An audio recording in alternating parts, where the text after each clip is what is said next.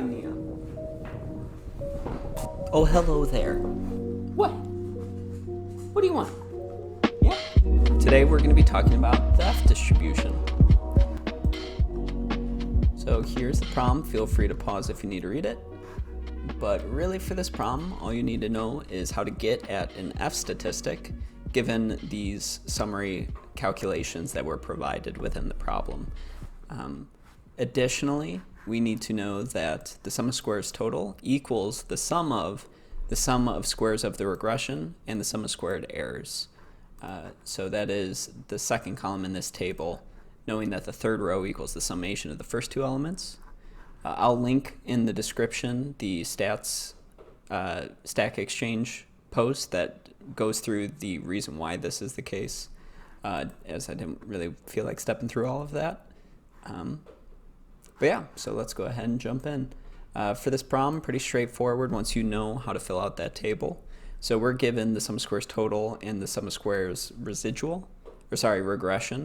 But in order to calculate the F statistic, we actually want the sum of squares of the residuals or the sum of squared errors. So we can just back into that using this equation and see that it's 4.9758.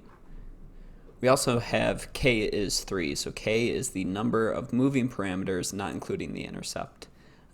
So I think sometimes you'll see it denoted as p, so instead of degrees of freedom being k, it might be p minus 1, because p would be 4, but subtract off the intercept. So it's a different way of writing it, but same information, the number of moving parameters that does not include the intercept. And then finally, there are 20 observations.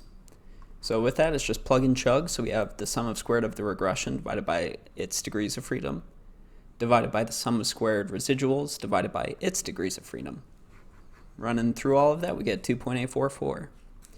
So again, this problem is really straightforward once you know that all these values in this table and how to fill it out given what were provided in the problem. If you want more information on how we get at this table or why it is the case that this ends up being F distributed, feel free to click on the video right here and we'll walk through how we actually end up deriving that F distribution. As always, thanks for watching.